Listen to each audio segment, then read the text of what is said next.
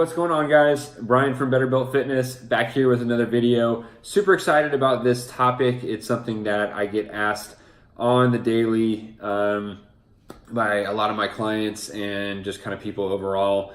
And I am very happy to make this video and kind of address this. So if you know anyone that could benefit from this video, I'm going to leave a couple links in the description box of this video to be able to reach me through my Instagram message or email. So please feel free to reach out. I'm always here to help. This is my passion, getting people to be healthier and be better. That's what I love to do. So always here to help anybody I can. So the topic for this video, 8 reasons why you are not losing weight.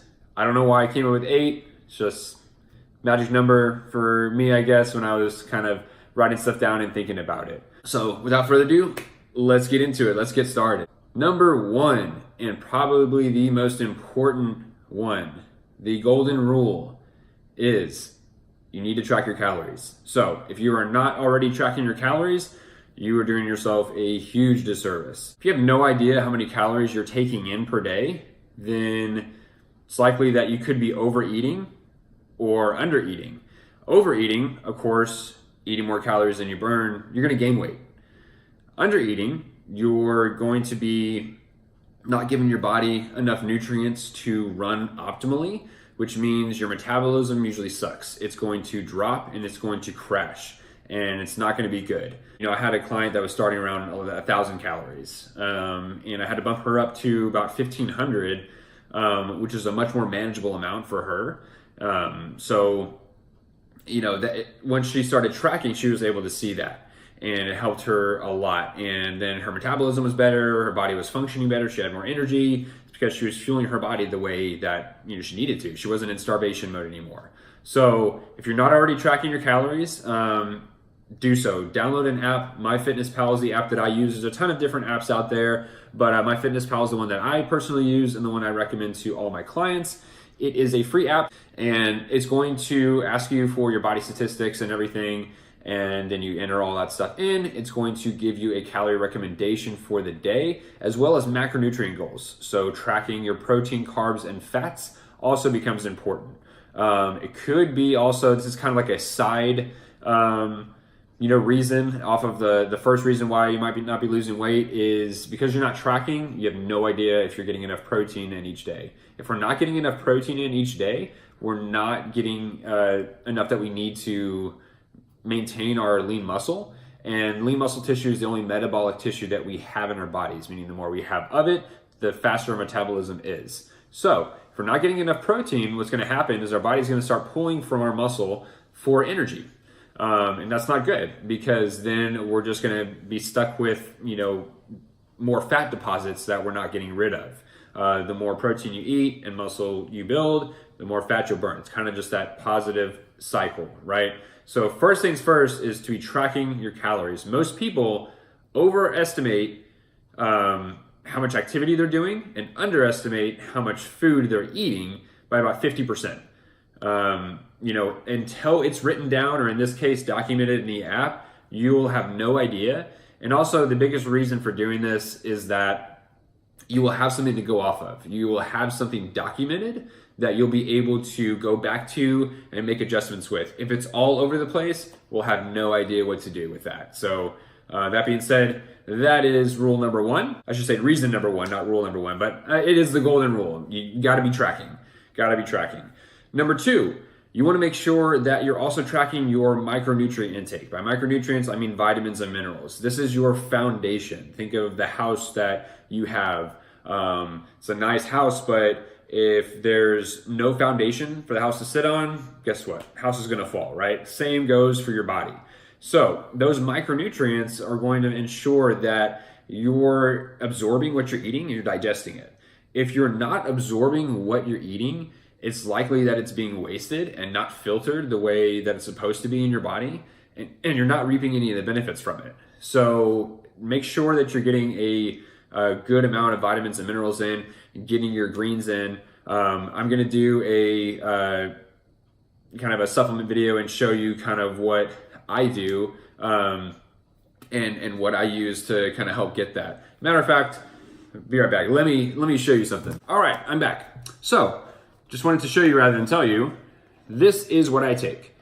First thing in the morning, every morning, this is what I take. These are my micronutrients, my vitamins and minerals, on what I need every day to build that foundation, to help aid in digestion, improve my energy levels, and make sure that I'm getting all the nutrients that I need, that my body needs. This guy has been a savior. So what this is, hopefully you guys can see it, it is a greens supplement. It is 11 plus servings of fruits and vegetables. This is my savior right here. So let me ask you this, how many of you guys are actually getting 8 plus servings of fruits and veggies a day? Probably not, right? No, neither am I. So this kind of helps fill the gaps in that and making sure that you're getting the nutrients from those. More than that though, it's gonna have phytonutrients and antioxidants to help boost your immune system.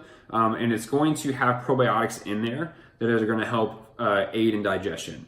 70-80% of our immune system is in our gut, so got to make sure we take care of that, right? I paired that with this called Microfactor.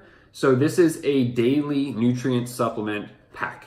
See that 5 times fast? No, it's going to have everything in here, not just a multivitamin, an antioxidant to aid in kind of those free radicals that kind of hit the body. It's going to aid in protecting your body from that to increase your immune system. It's going to have CoQ10 in it. So it's going to have, CoQ10 is for circulation and heart health, so better blood circulation and blood flow.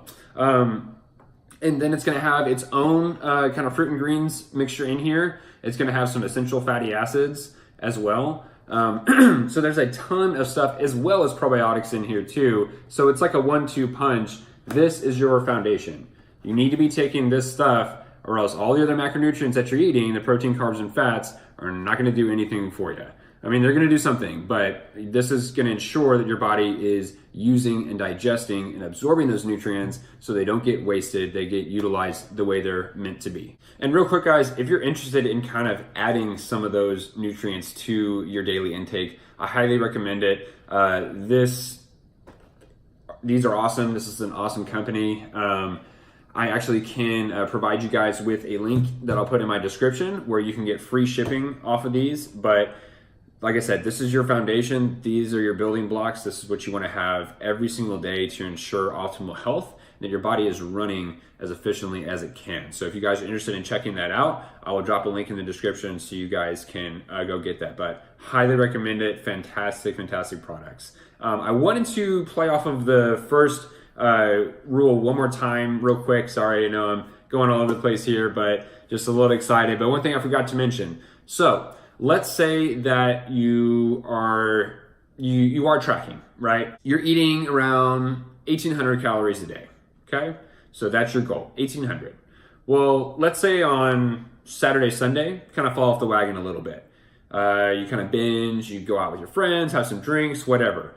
And that jumps up to 3,500 over those 2 days. 3,500 on Saturday, 3,500 on Sunday. Well, guess what? Now your weekly average isn't 1,800 anymore.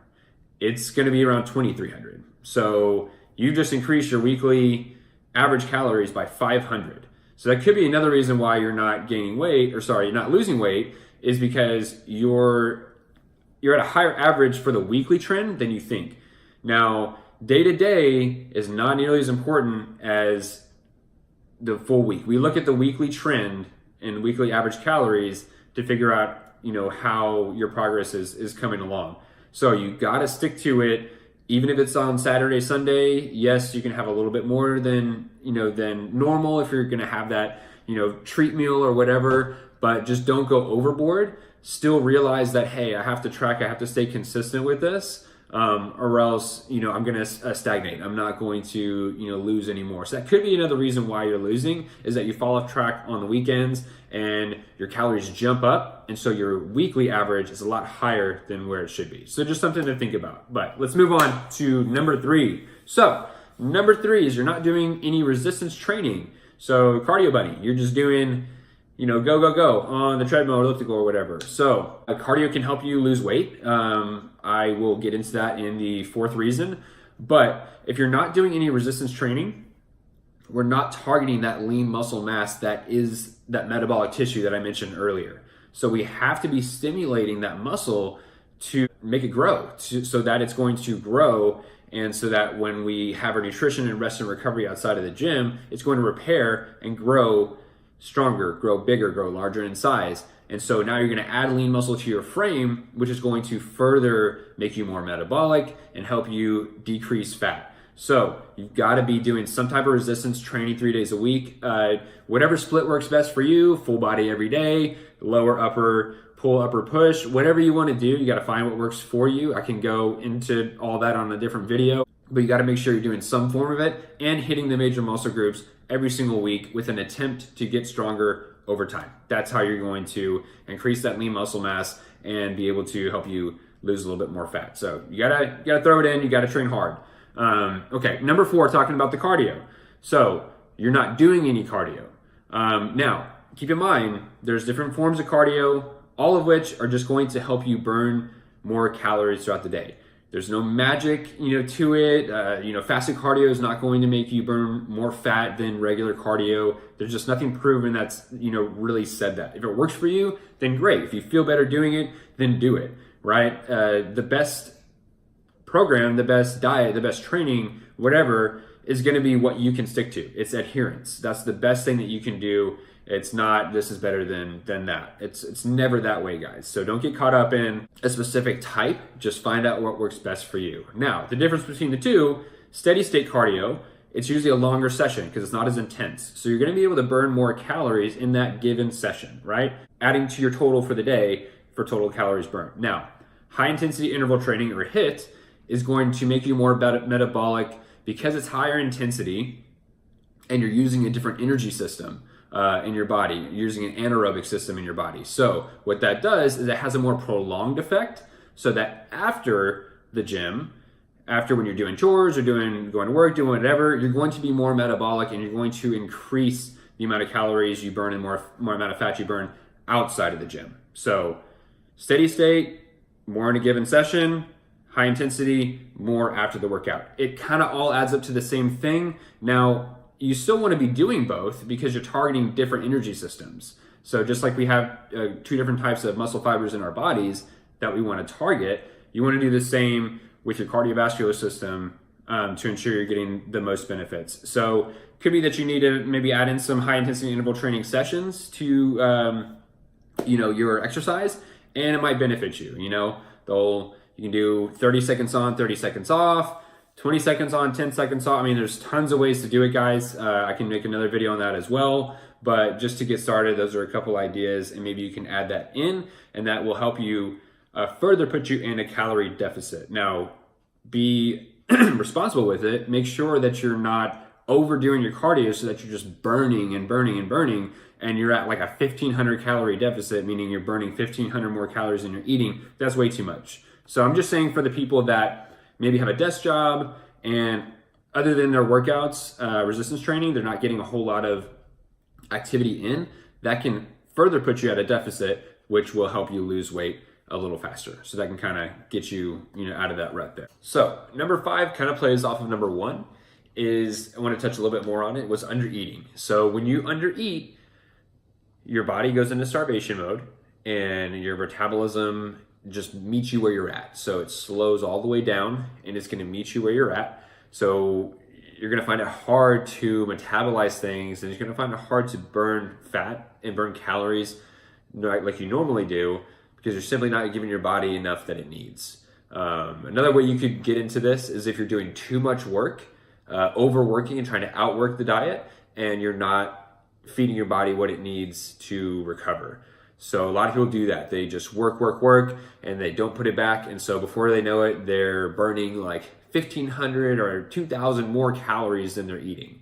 That's way too much. You don't need to be at that far of a deficit. So good general rule of thumb, keep it around 500 to 750 calories of a deficit. So meaning you're burning that much more than you're eating, and try to keep it within that range and no more than, 1,000.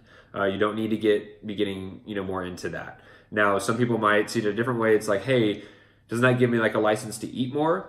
Yes, if you do it responsibly, but most people don't. Most people think, hey, I'm just burning, Like, look at how many calories I'm burning. Like, I'm bound to lose weight. And then when they don't understand why. And it's because they're not eating enough and their metabolism sucks. So you got to reverse diet. You got to add those calories back in. Just kind of to clarify, American College of Sports Medicine recommends that women never go below 1,200 calories and men never below 1,500. So just keep that in mind when you are tracking your calories to find out where you're really at. So never go below those two. Okay. Number 6, not getting enough or not getting consistent sleep. So this is a big one because all of our cellular repair, muscular repair, everything happens as far as our immune system, everything happens, mostly at night. Of course, when we're outside of the gym, we're resting and recovering, but we need to recover properly and get an adequate amount of sleep to be able to do that, or that's going to wreak havoc on our body. Not only will you be more sore and not recovered enough from the workouts that you're doing, which could lead to injury, it's going to increase the hormone ghrelin. So what ghrelin is it induces appetite. So it's going to make you hungrier. And it's likely that you're not going to be hungry for good food because you're just starving. So you're going to want to reach, something that's probably not good for you, something that's going to take you over your calories for the day because your body needs energy. It's tired from not sleeping enough. So your body needs energy from food, and so it makes you hungry. So just keep that in mind. Also, another thing is try to keep track of your sleep. Download a sleep app. I used to use an app called Sleep Better, and it basically tracked how long I was in REM sleep or deep sleep, and it really helped me. It really helped me kind of, have something documented and something to go off of. And then I started making adjustments to that diary, and it really helped me out. And so now I know, when I need to go to bed and, when I need to kind of fit that in to make sure I'm recovering enough. So definitely gotta be getting enough sleep, at least 6 to 8 hours a night, at least. Number 7, this can also play off of number 6. So you're overly stressed. So what cortisol, the stress hormone, does to our body is it basically, again, it's just not good, for it. It's just going to make it, not run optimally. It's going to suppress your immune system. So you're going to feel like crap. And you're probably not going to feel like working out. A lot of people have a stress eating reaction, to that. So that could be something that happens. So, trying to control that stress is a big one. Meditation, yoga, or just go to the gym. That's what I do. That's my therapy, is just going to the gym, lifting heavy weight. That's what I like to do. It gets my mind away from things. And I know it could do the same for you. So if you kind of view it that way, you'll always have something to look forward to. And it won't be this daunting thing, I gotta go get my workout in when I don't feel like it. No, you're gonna look forward to it because you're like, I'm done with this day and I need some release. And so that's going to kind of help limit that, stress production in your body.